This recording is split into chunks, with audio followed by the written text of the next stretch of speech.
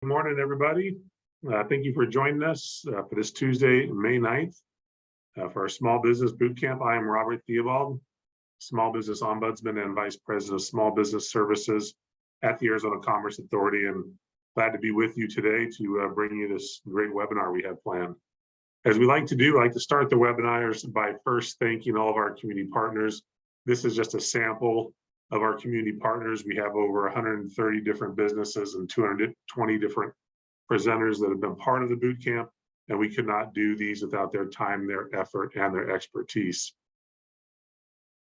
Those that are new to the boot camp, it is designed to help small businesses prepare, plan, and grow.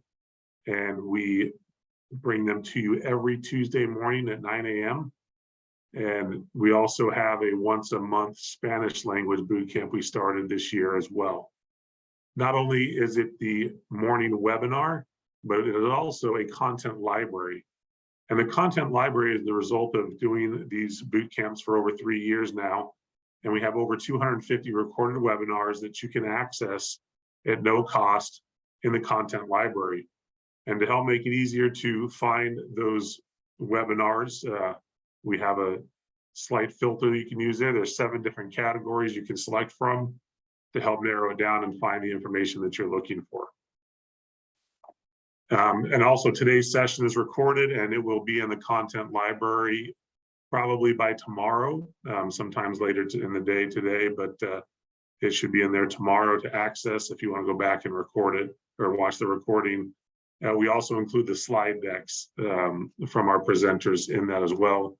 So if you want to download the slide deck and review that. So that's a great tool, great resource. Another great resource we have a bunch of great resources at the Arizona Commerce Authority. We have our Arizona Career Readiness Credential Program, which is great for employers that are seeking specific skills in employees. The Arizona Innovation Challenge is a state's premier business plan competition. We hold that once a year. Our Arizona MEP is Manufacturing Extension Partnerships and supports operations and all different aspects of manufacturers. And then our Arizona State Trade Expansion Program, AZ STEP, is to help businesses export their goods and services to markets outside of Arizona. Arizona at Work, and as well, we have our Small Business Services team that I oversee.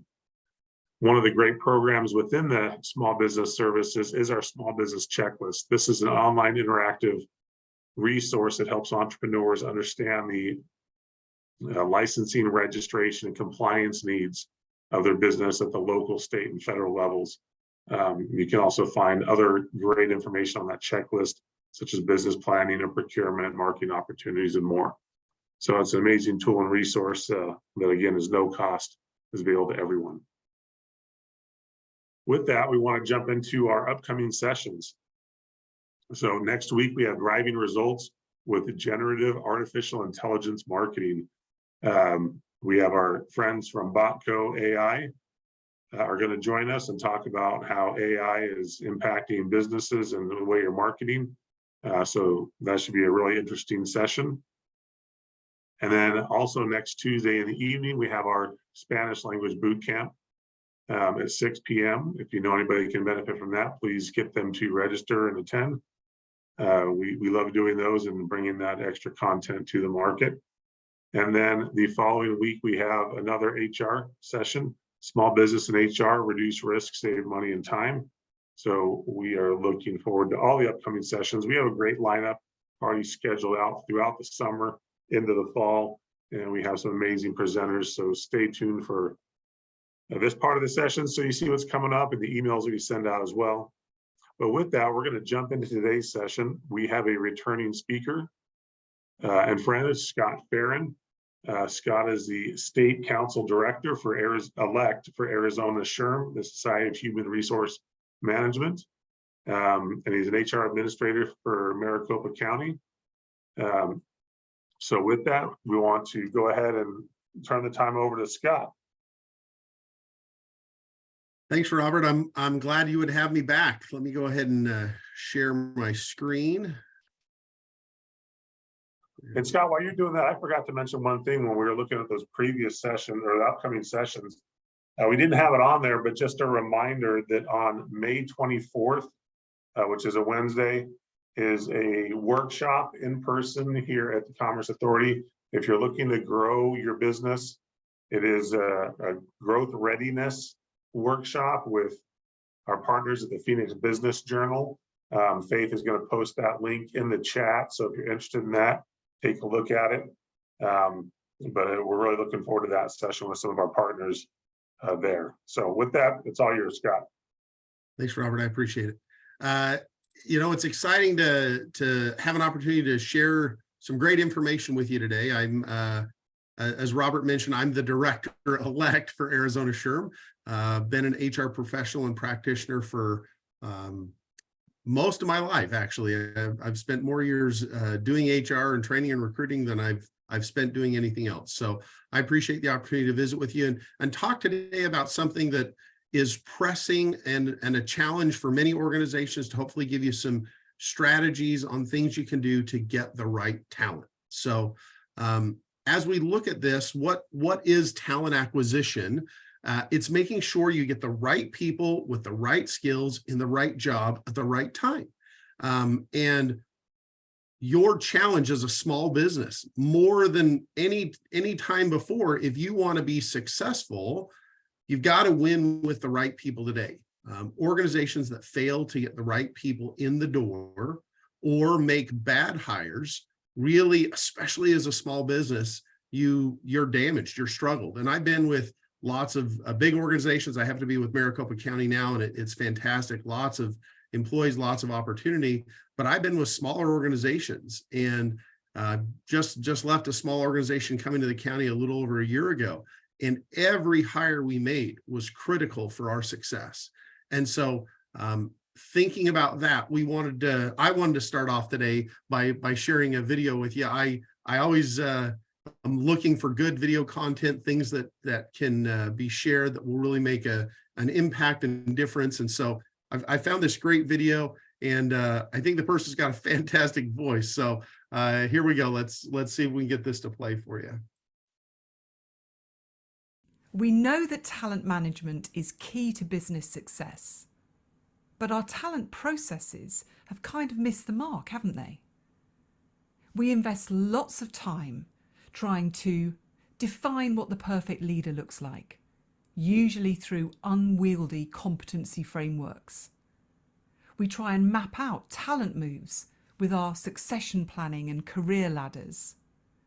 We try and create a talent elite with our high potential programs, and then we try and categorize talent into one of 9 boxes. But none of these approaches are relevant and impactful in a disrupted world. For example, there's no such thing as a perfect leader. Career paths are rarely linear, and our succession plans often result in mini-me's rather than the diverse and fresh thinking that we need. We can't afford to place all our bets on a small group of high potentials when potential is contextual and things change.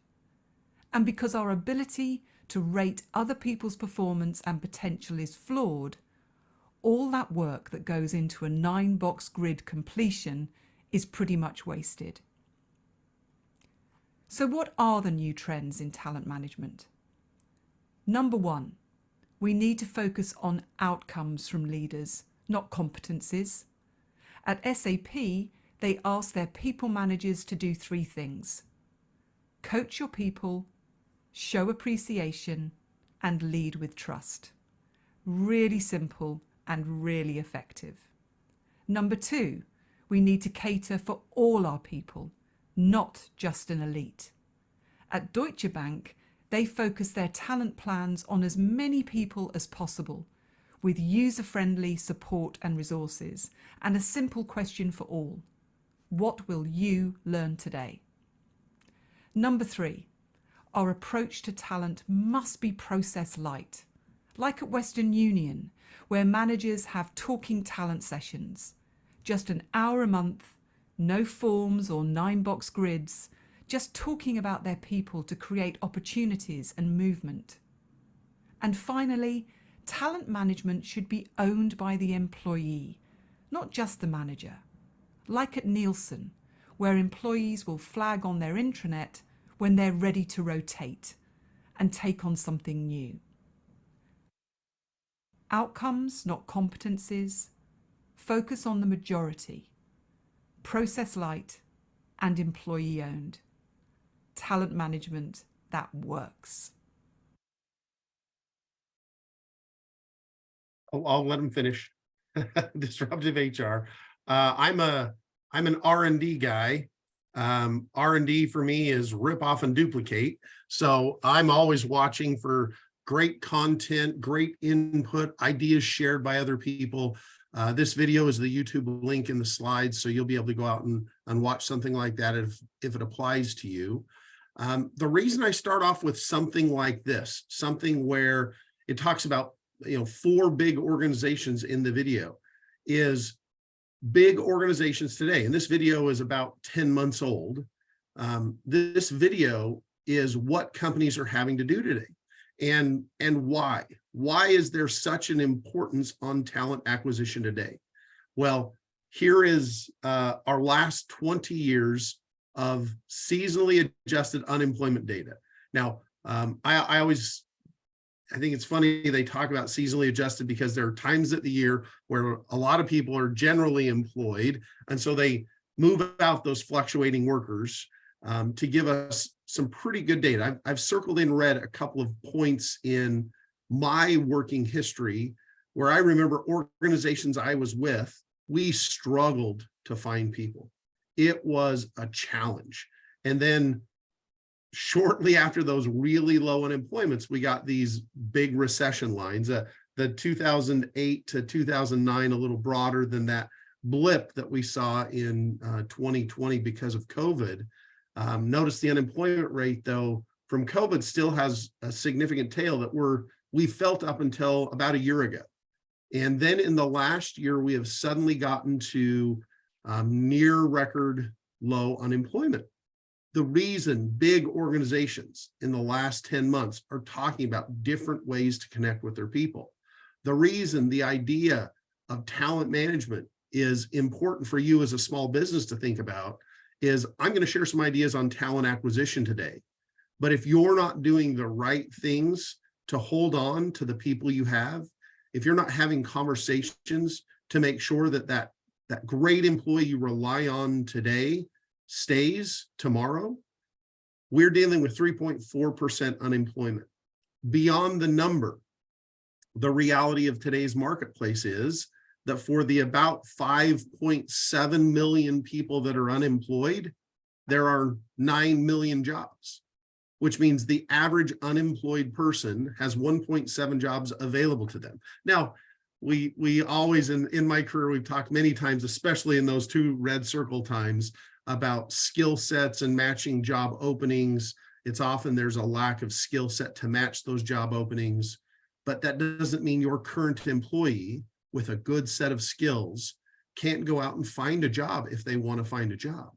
You need to think of talent acquisition of not just getting them in the door and the challenge you're going to have getting them in the door, which is why we're going to focus on good talent acquisition today, because there's so few people in the market. If you're not doing the right thing, you're going to miss.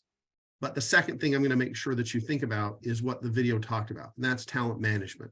And that's making sure you try and hold on to the people that you have, because without them, you wouldn't be successful. I know in my entire career, big and small organizations, without people, we've not been successful. So today we're going to talk about 6 pretty straightforward steps, ideas that I'll give you some pretty good detail on. We'll talk about workforce planning, what that means. We'll talk about your employer brand and how you build that. We'll talk about the difference between sourcing and recruiting candidates for jobs and how there is some good technology out there, even for small employers if you choose to use it. And then we'll talk about when you get that person. You've found that candidate. How do you get them in the door? And what's that onboarding step look like? And finally, we'll talk about how you can use data analytics to maybe look at your organization a little bit differently. Well, where we're going to start is conducting workforce planning. Workforce planning is helping to understand the population you have and what the organization is going to need in the future. It's a little bit of a math equation, if you want to think about it.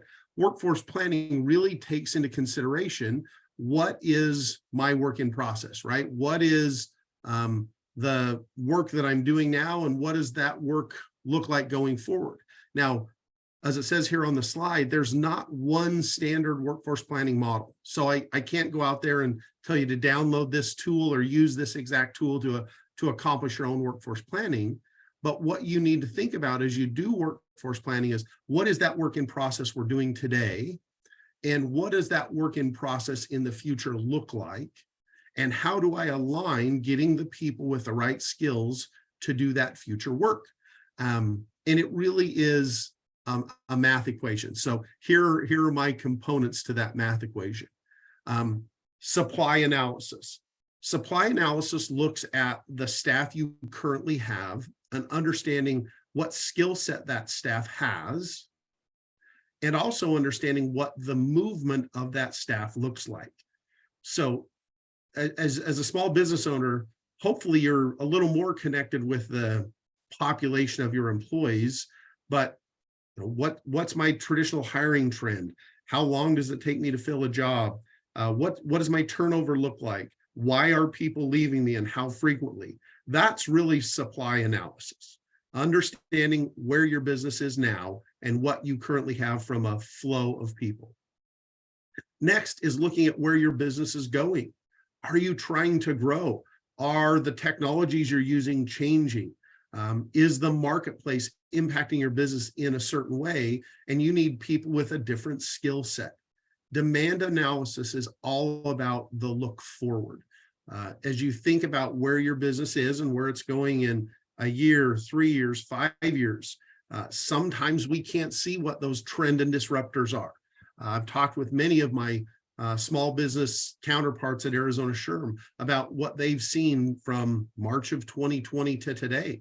And that crystal ball looking coming out of 2019, a pretty healthy marketplace, a very healthy work environment, successful economics, and then the disruption of what COVID did. And for many of those small businesses, it was how quickly they could adapt. They didn't have all the resources of bigger organizations to implement technology and work from home. They weren't able to maybe adjust delivery models for contact-free deliveries or things like that. Depending on what you offer, you sometimes can't see over the horizon of what's coming next. But demand analysis is also what you're planning.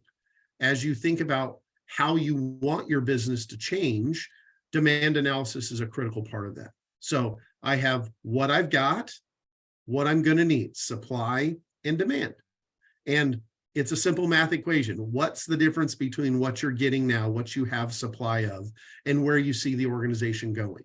And that gap analysis is a pretty simple process. It's really, you spend all the time in those first two steps so that the easy math is done in step 3.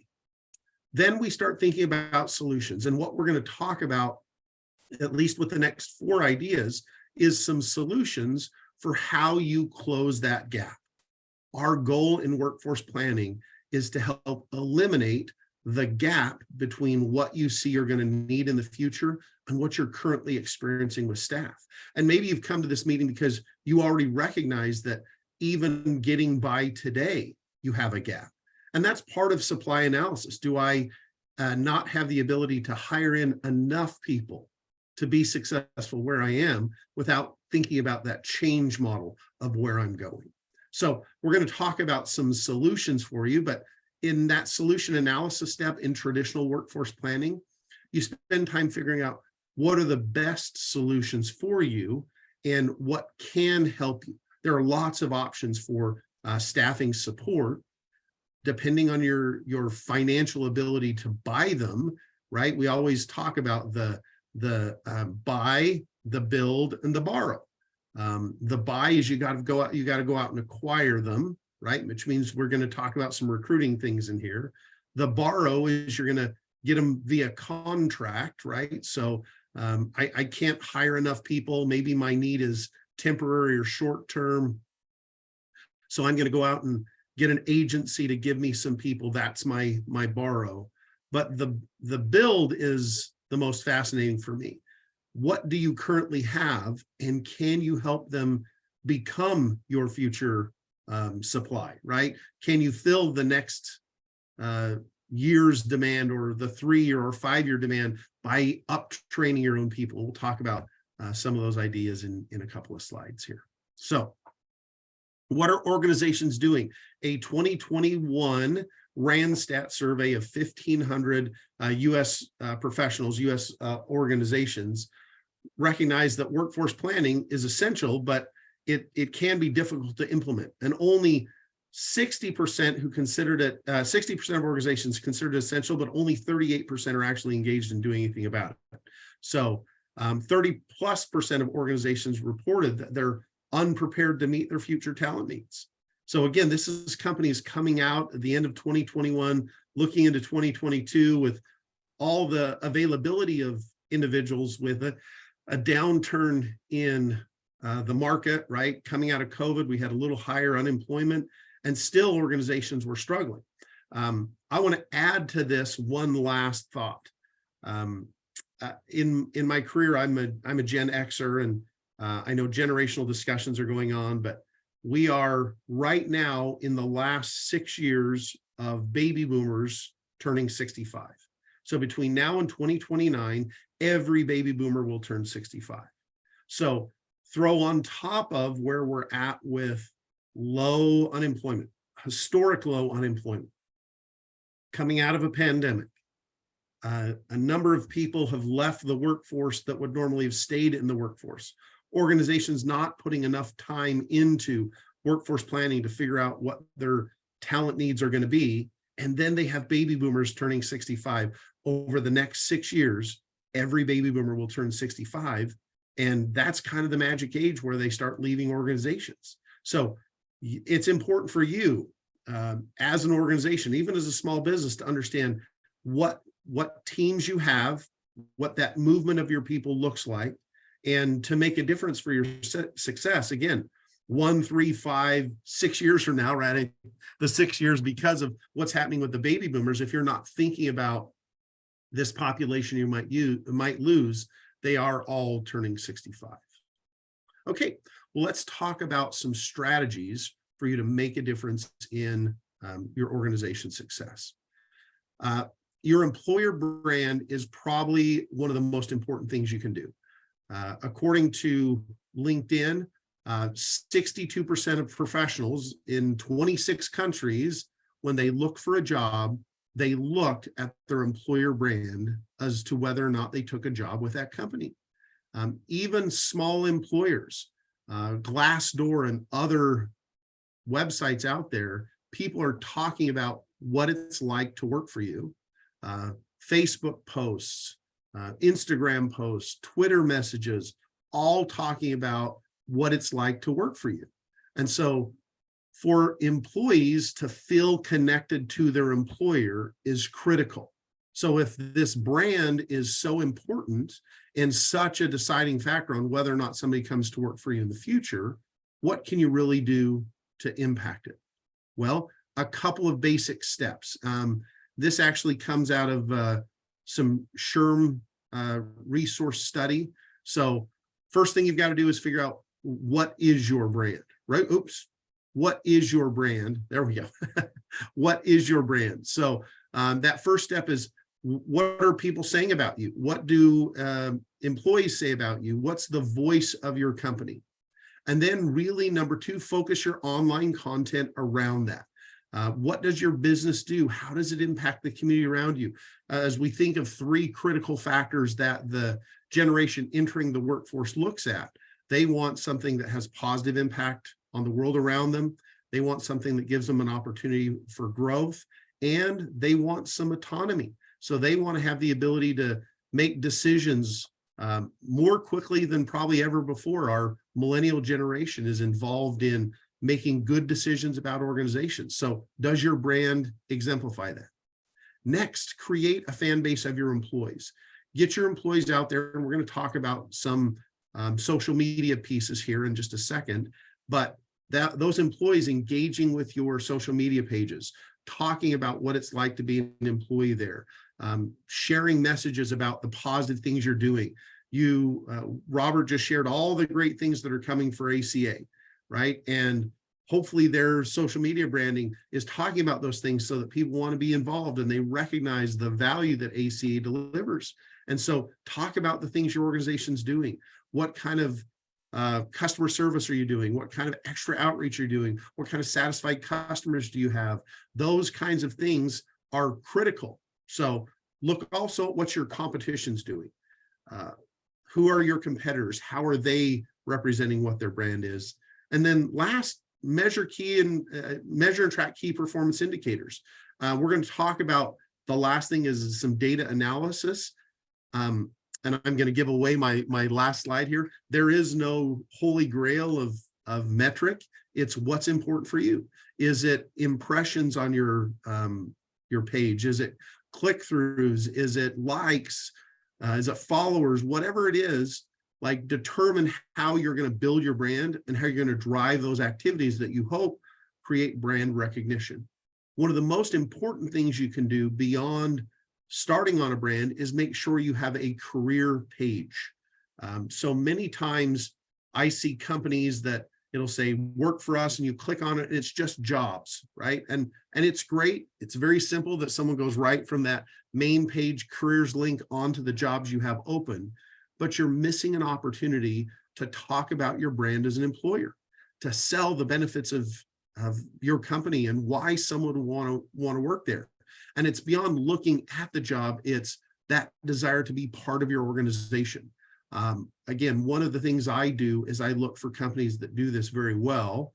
And over the years, I've noticed Adobe is such a great company when it comes to careers. So what I've shared here is actually the Adobe's careers page. So on Adobe, they have all their products and up in the top corner of this page, actually, there are all the Adobe products you can get to, but here I've got the engineering team's careers. And you can see that I've done that. So I'm on the careers page, I'm in teams, and I'm in engineering products right on Adobe's website. And it talks about the different areas of the business, but most important is they've gone out and gotten testimonials right on their website from their current employees. What's it like to work here? Why do I like working here? What do I work on while I'm here? And every section of Adobe's work has some testimonials from actual employees. Companies that can connect their employees to potential or future employees have such a powerful resource because your employees are your advocates. They are your voice. And what does it mean for Adobe? Again, this is part of their careers page. It talks about kind of the awards they've received as being a best company to work for. And these are the top row are all the 2021 awards. Next row down is the 2020 awards. And I cut off the gray bar as I took this screenshot. As you scroll down, there are years of them as an employer. Now, when I think to go out and use any other Adobe product, Photoshop or something else, I don't care about their employees. I'm a consumer and I'm buying a service Adobe provides. But if I want to work for Adobe, I certainly want to know more than just what are the products they sell. I want to know how are they perceived in the market, which is what these awards talk about. What do their employees think about them? This career page and these testimonials. You've got to think about how do I represent my brand as an employer, okay? Idea number 3 is recruiting candidates. And so I want to talk for just a second about internal versus external. Obviously, small businesses rely on getting new talent, which means going outside, finding new individuals. There is a cost to hiring an external person and bringing them into the organization. The Bliss Gately tool says that the cost to replace is about 150% of an employee's base salary. And so I use this as an example. I unexpectedly lose an employee today. They walk in and they give me 2 weeks notice and they leave and I start recruiting. If I'm good, if I'm lucky, I might find somebody within a month. But let's say it's a pretty typical higher time frame, which is anywhere from 45 to 60 days. So I find the right person, I make them an offer, they can give 2 weeks notice that their employee, they start with me in 60 days. Now, many jobs where I'm at Maricopa County and many jobs in my working history, it's a 30, 60, 90, 180 day ramp up to get them fully operational. And then once they're fully trained to do their job, not that they don't start making impact, it's just not at the level of that employee that just gave me notice. So let's say it's, let's give them 4 months. It's a 4-month ramp up, and then they start being impactful. Their production, even after 4 months of training, is not what it is from that employee that left. And let's assume it takes them just another 6 months to do that. As I've been with the county for more than a year now, we often talk about that, like see the business cycle, understand the business cycle. And there are things I'm noticing this year, having now passed my year mark with the county, that I didn't notice in the last year. Not that I wasn't working hard and trying to understand it. It's just, I hadn't seen the whole picture. And so many organizations, and hopefully your small business, it's not that much time, but again, 6 months is not unreasonable after I've been fully trained to do my job. So I lose somebody today. It takes me 60 days to find the replacement, 4 months to get them onboarded, and 6 months to get them fully effective.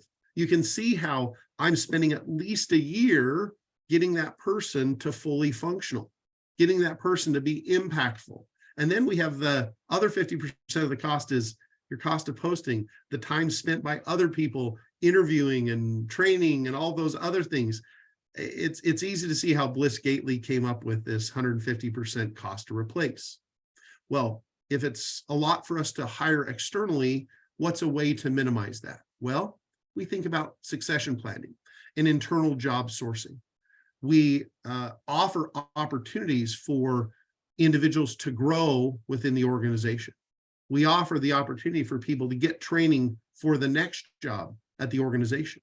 If I have somebody who I've had for 2, 3, 5, 7 years as an employee, 1, you've got a dedicated employee, and 2, you really know them, right? We always run the risk when we hire somebody external, the things we don't know about them. Why are they leaving their old job? Why did they really leave their old job? Of course, they say, I wanted a new opportunity, but were there problems there? Do they on their resume have the every 2 year and they go find a new job? What does that mean? That means in 2 years, they burn all the bridges where they're at and they have to go somewhere else. And so not that that's always the case, but as a recruiter for a lot of my career, it always gave me question, why is someone changing jobs every 2 years?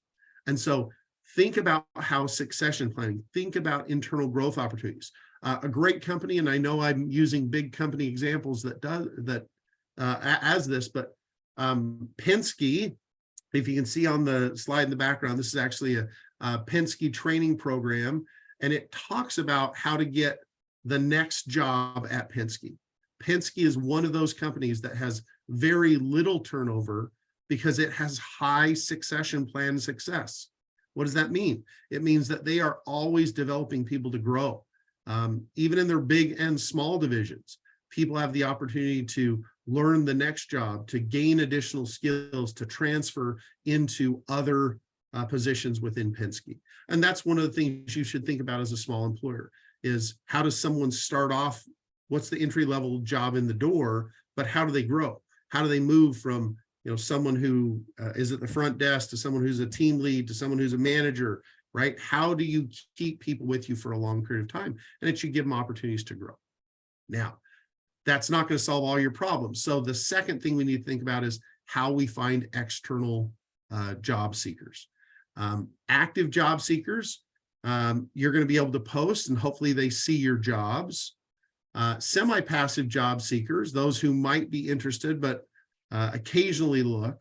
It's the passive job seekers, those who are currently employed, that we really want to try and get to, right? So I'm going to talk about a couple of tools about reaching out and leveraging things like LinkedIn, which you'll find people who have a job, happy with their job, but they want the opportunity when you come knocking to grow with you. So what are our most common external job posting sourcing options? Employee referrals, job posting, some online recruiting. You can do search firms, social media, job fairs, former employees, internet mining, internet programs, intern programs. All of these depending on how you want to get them. So to attract candidates, we want to build that company career page we talked about. Your employees hopefully are brand ambassadors, and they're talking about what it's like to work for a company. And when a job comes open, they're referring people for you. A formal referral program is something great for a small employer. You want good people, and good employees should bring their friends who are good employees. Obviously, you have job posting, and we talk a little bit about social media here, right? Leveraging your employer brand, LinkedIn, Facebook, Twitter, great ways to get information out about you as an employee, an employer. And then more traditional media things, depending on your kind of business, radio advertising, you still hear jobs talked about, other traditional online things. I know that AZ Central has a rotating job board and things like that. We then have the more traditional targeting things, right? Social media searches, LinkedIn. Again, we keep talking about LinkedIn. It's a great resource to find individuals. Job boards, Indeed, ZipRecruiter, other job boards out there, great opportunities. There are resume databases you can buy into, both through Indeed and other job offer sites. ZipRecruiter, a little expensive on the expensive side for the research that they offer, but again, great options for you to hopefully go out and target candidates. I like this Job Bite survey. It surveyed 1,400 US recruiters and said, what's the best source of candidates for you? Far and away, the number one source is referrals. 78% said referrals was their most effective source. And so as you think as an organization, how am I going to grow my organization? Referrals, getting your employees to be advocates for you is critical. Next, social networks. We'll talk about social media on the next slide. Intern programs, partnerships with local universities. I know that at Maricopa County, we have a partnership with EVIT, East Valley Institute of Technology, which is high school age students learning about our programs. Again, those direct applications. So people randomly applying is the fourth best. So if you're counting to post the job and find the best candidate through that posting, it's fourth on this list, only slightly above an external recruiter. So again, good social media is the second best option. A referral program, I would strongly encourage you to consider that, but let's talk about social media for just 1 second. Social media is where you have an opportunity to connect with that passive candidate. Again, Sherm posted some research about social media and talent acquisition. 82% of job candidates were recruited actually in a passive method. Indeed is an active, I'm posting, someone stuck their resume out there, they're going to apply. If you want a passive recruit in Indeed, search the resume database. And what you do is you search the resume database for someone that's been in there for 12 months. Why? Because if they're not actively posting, you can see the last time they updated their resume. If they're not actively posting, that means that they probably found a job a year ago, and it might be the right time to look at them and think about, hey, is that new job really worked out for you? So the other thing that really helps you is having good brand recognition and working on a specific skill set. So if you're going to use social media, if you're going to use these job boards, make sure that you have a very defined set of skills you're looking for, and you are building that, hey, we're a great place to work, because individuals are going to look at you as, what's it like to work for this company? What do their current employees say about them? What are they doing for outreach and other brand awareness things? Okay. All right. Next, we want to make sure that you're leveraging the right technology Social media, again, 66% of organizations have done what they need to leverage the cell phones and using phones as career websites, job postings, the application process. Like, you've got to do everything that somebody can do, they have to be able to do on mobile today. The younger generation, and again, I'm an old guy, so I'm a Gen Xer, but all the millennials, they live on their cell phones. They want to find a job on their cell phone. They want to apply on a job on their cell phone. In fact, a Kelton Global Jibe research project of 1,000 job seekers, 86% said they use their phone to find the job. 70% want to apply on mobile. 20% said they wouldn't go to a computer to finish. So if you make them go to a computer to finish applying, if they can't finish applying on their phone, 1 in 5 people in the survey won't complete their application for you, right? 25% of larger companies said no part of their hiring process has been mobile optimized.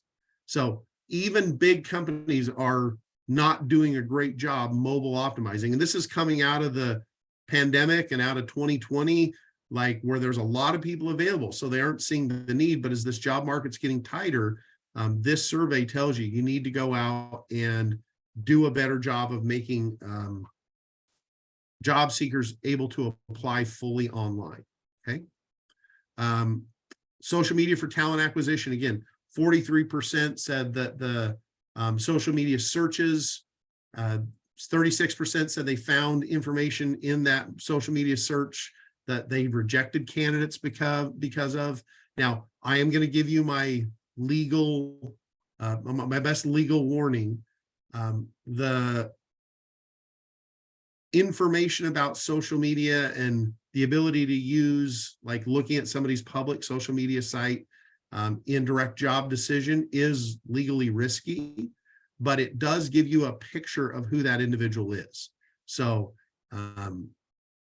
as long as you're judicious in how you leverage that information that you find, I say leverage social media as much as you can to understand what you need to know about candidates, but don't use it as the sole decision-making factor on whether or not to hire somebody. Again, there's still a number of legal cases. I think one that'll likely make it to the Supreme Court about hiring decisions made based on social media posts that are going to change the marketplace, but we probably won't see that for another 18 months or 2 years. But recognize using social media for screening of candidates can be challenging. Okay. The other thing from a technology, and the last thing from a technology standpoint, hopefully you have a good ATS system. ATS stands for Applicant Tracking System. And it doesn't matter what applicant tracking system you have. I was just trying to think of another way to say this. As long as you're using a sophisticated applicant tracking system, and everyone I've been in for the last 10 years has done this. So again, I think there are very few out there. As long as you're using an applicant tracking system, you can set up parameters in the applicant tracking system to automatically disposition and disqualify candidates. Now, why would you want to do that? Because if there are minimum qualifications for the job and you want to make sure only the right qualified people get moved forward, a Harvard Business Review study said that you don't rely on your person reviewing, you rely on the technology. The algorithms within the applicant tracking systems outperformed the human decision-making by 25%. Now, we are in a little tighter market than we've historically been, which means if you're willing to give a lot of people the opportunity, maybe you do turn off the automatic disqualifier. But at the county, we have absolutely set disqualifying questions. And if you don't answer the questions correctly on jobs you're applying to, the system is going to disqualify you. Now, why would we do that? Because I still post jobs, and within a day or two, I have 40, 60, 80, 100 candidates apply, and I don't have 100 openings. And so on that one position, we allow the computer, based on the questions answered by the individual, to disqualify a portion of the population, right? So those who don't qualify for my recruiting team to look at it, get a system generated disqualification.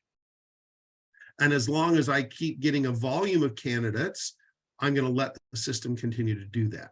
When the market gets tight, and I might consider someone who is less than perfect, right? We often talk about in the recruiting space, we take the 80% hire. And what does that mean? That means someone has 80% of the skills that I'm really looking for. If you'll say yes, then maybe you turn off the algorithm. Otherwise, you're going to go in and you're going to put in, what am I looking for? What are the disqualifiers? Meaning, if they don't have this, they don't move forward, and let the system disqualify.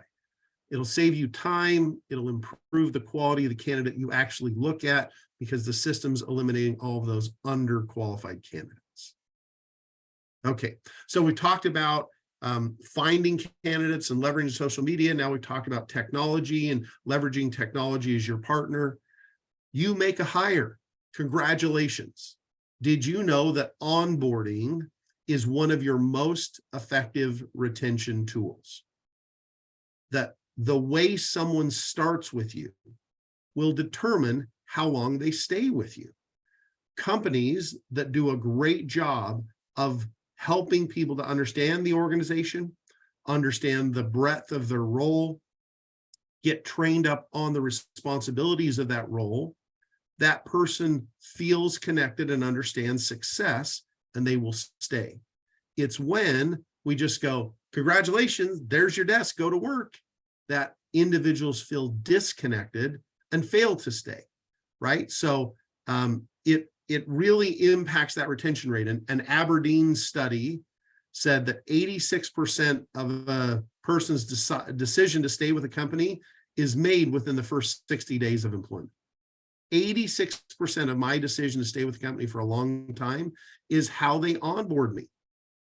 But 66% of companies that had that successful onboarding allowed those individuals to fit within the organization for a longer period of time. So if I'm deciding to leave within 60 days, you can overcome that. You can find success if you'll spend time setting up an onboarding plan, partnering me with good individuals in the organization, getting me started and showing me what success looks like. So again, 62% had a higher time to productivity, 54% had higher employee engagement.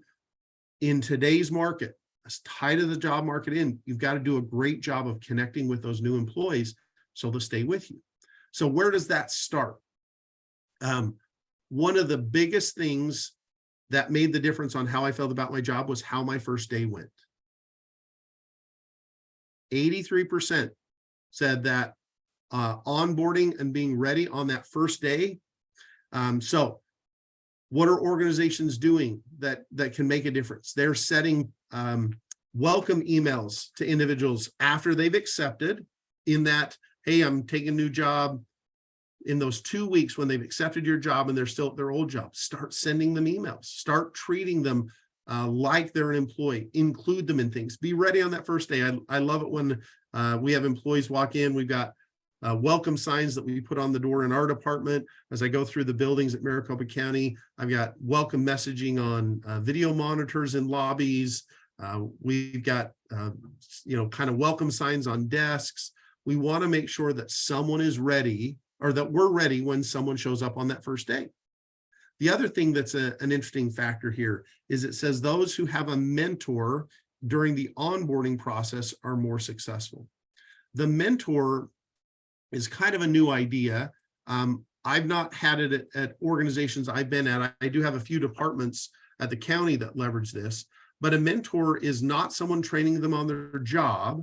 It's just a go-to person that they can ask questions when something comes up.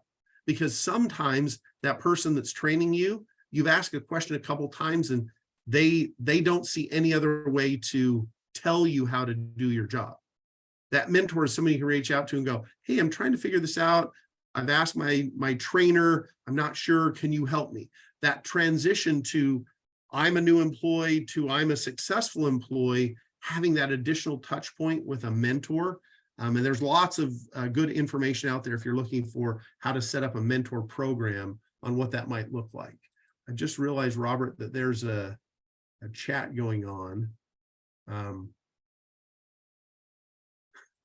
And I glanced up and the number just popped at me that there are 11 questions in the chat. So that's Faith's answering those. We're keeping. Okay. If there's a question for me, please let me know. I'm sorry. I glanced over and I'm like, oh my word, I missed a question. So no, we'll put the questions in the Q&A so we can prep them there. Okay. And I'll be at the Q&A. Just one last idea. Thank you, Robert. So last idea after we onboard them is leverage data. So start thinking about how you do the right kind of data analytics. What are the things that are important for you to understand? What are the things you're looking for in individuals? What are the outcomes you're trying to find? What are the skill set that lead to that? So Deloitte did a survey. It was a 2019 survey, so it's a couple years old, just before the pandemic. It's kind of their latest release survey that said data analytics is really the driver for organizational success, right? 75% of the HR executives said using data analytics is important, yet 51% don't have a plan for analytics in place. And so for you as a small business owner, as you think about your people, what are the things you're looking for? So for me, there are really two things you want to focus on. It's the quality of hire, right? So top organizations use quality of hire to understand how good was this hire? Where did that hire come from? How quickly did we onboard them? What was their success factor? And the second is the time to fill. Time to fill is, if time is money, a job unfilled is costing you money, right? If the job is needed, and we're always evaluating this in organizations that I'm at, if a job's open for 3 months, 6 months, 9 months, and a manager's not absolutely freaking out that they don't have a person, how important is that job, right? Our goal at the county is to fill a job within 45 days. Within 45 days of a job becoming vacant, our goal is to fill that job, because we have jobs that impact the communities we serve, that impact you as residents of Maricopa County. And so our goal is that time to fill, because time is money. If it's an important job for us to have, we need to have somebody in that. And hopefully you're tracking that for yourself. So as you think about data, and I kind of gave this away, there is no holy grail of what the ideal quality hire metric looks like. What does every organization need to measure? We don't know. Why? Because there's no one size fit all, right? What made a good hire for you? What was the right thing about that individual that made them a great hire? So it depends on your business priorities.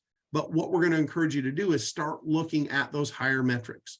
Where did people come from? How long did it take you to fill that job? What are your employees saying about you as employer? What are their overall engagement feelings about the organization? These are the kinds of metrics that you need to look for when it comes to hiring. Okay. At Arizona SHRM, just like the ACA, we offer great trainings. Our big conference is the last week in August. We are doing a one-day small business track at our annual conference. It will be at the Renaissance in Glendale. It's $119. If you're interested in participating, we would hope you would go out to the Arizona SHRM website. You can scan the QR code here on the slides and find out a little bit more about it. But it's going to be a great one-day session right over in conjunction with our big annual conference. We have usually about 1,100 people attending. And so great opportunity to hear about, what's happening with small business, some recommended solutions. I've given a lot of overview today. At that conference, we'll make sure and give lots of detail on exactly the steps you need to take. So we hope that you'll take the opportunity to join us in Glendale at the end of August. And with that, I guess I'll go to questions. So I'm going to pop open the Q&A. The discussion around ATS to automatically disqualify it seems to make sense for large organizations What's your advice for small business hiring candidates whose primary qualifications are high school diploma? In this case, well, and so you're going to set that up that as long as they do have the high school diploma, if that's your your minimum qualification is that high school diploma, then one of your disqualifying questions in the ATS is if they mark no, right? Do you have a high school diploma? Yes or no. If they mark no, you're not going to see that candidate. And again, you do have a min even for the high school diploma. So all we use the disqualifying questions for are if they don't meet that minimum, something we wouldn't consider hiring. And even in a small business, you might have people who apply that you don't want to move forward. In a tight job market, especially sometimes when we've posted a job and after 30 days, we haven't gotten a candidate that met our qualifications, we go back even at a large employer and look at what are those qualifications we're trying to meet? And is there something else that we can take as an equivalent for that specific experience? What are the existing alternatives that industry companies are relying to fill STEM professionals and skilled workforce gap? That is a great question. We are working very closely with ASU, GCU, U of A, NAU. We actually have a workforce development team that goes out and meets with those schools. We have a Maricopa County, I forget what it's called, McLeaps. Of course, MC is Maricopa County Education Apprentice. I forget what the LEAPS stands for. Anyway, McLeaps program, where we have interns that work for us at least 6 months. It's a 1 semester or a 2 semester internship. And that's been one of our best in the door STEM solutions. The other thing we've just started doing that has led to some surprisingly good candidates is we've gotten involved with the military skill bridge program through the Department of Defense. Skill Bridge is a transitional program for military personnel at the end of their military service. It allows them, while still being paid by the Department of Defense, to come into a job, and essentially it's like an internship. And it allows them to translate that military skill into real world experience. We've gotten a number of STEM type of individuals through the Skill Bridge program, and recognize we've got some great bases here in Arizona that have high technical skill set requirements in what they're doing on base. So I'd recommend reaching out and partnering with those TAP offices, Transition Assistance Program offices on the bases, and think about that Skill Bridge program as an option for you. Hey, Scott, one thing I want to mention related to that as well is early on when I was going through the ACA programs, one of them is the career readiness credential that the state has set up. And that is it's a test that people take that will give them a credential showing that they have completed this test and certified they have a specific skill set. So if you hire somebody that has that credential, the gold, silver, platinum, whichever ones they have, there's a specific skill set that they are capable of doing, so they can step into that job to do those specific things right away. They're semi-entry level, but it's a great resource to look for, and you can have candidates also take some of those tests so you can see where they end up at. Well, that's great. That's a perfect example of a way to understand what skill sets candidates bring in. The last question I have here, thanks, Carol. If it takes 6 months for somebody to get fully up to speed, what are companies doing about the typical 90-day probationary period? Are they extending that? That 6 months is to full productivity. The nice thing about the 90-day, you know very quickly, 30, 60 days if someone's not going to work out. I'm not talking about assessing whether or not they're going to work out. I'm assessing whether or not they're at full productivity. You should, as an organization, with good onboarding and an effective onboarding plan, have full delegated tasks to somebody within that 30 to 60 day period. And then you're assessing their effectiveness in those tasks. Are they able to manage those tasks? And if they aren't, if you're seeing, and this is one of the telltale things for me, if you're seeing within 30 or 60 days, absentee issues, no call, no shows, other things that lead to longer term problems with employees, that's why we have a probationary period, right? If it's someone is acquiring the skill set and starting to apply it, they're just, not running at full speed. You want to give them time to get to full speed, but you should be able to see within that 90-day probationary period, have they picked up, and it's just a matter they now need the practice to do it at proficiency, or are they not getting proficiency at it? You want to assess proficiency and really kind of keep it within that 90-day window. Yeah. All right. Well, I want to thank you again. I'm Arizona SHRM Director-elect. Looking forward to supporting your needs as small businesses over the next several years as the Arizona SHRM Director. And here at Arizona SHRM, we're here to help you, just like the ACA, and managing your business and growing your future. So with that, I'm going to go ahead and stop sharing and turn it back over to Robert and the team. All right, thank you, Scott. Appreciate that presentation. We had a few good questions to share as well. We are just a hair over time, so we're going to go ahead and wrap up.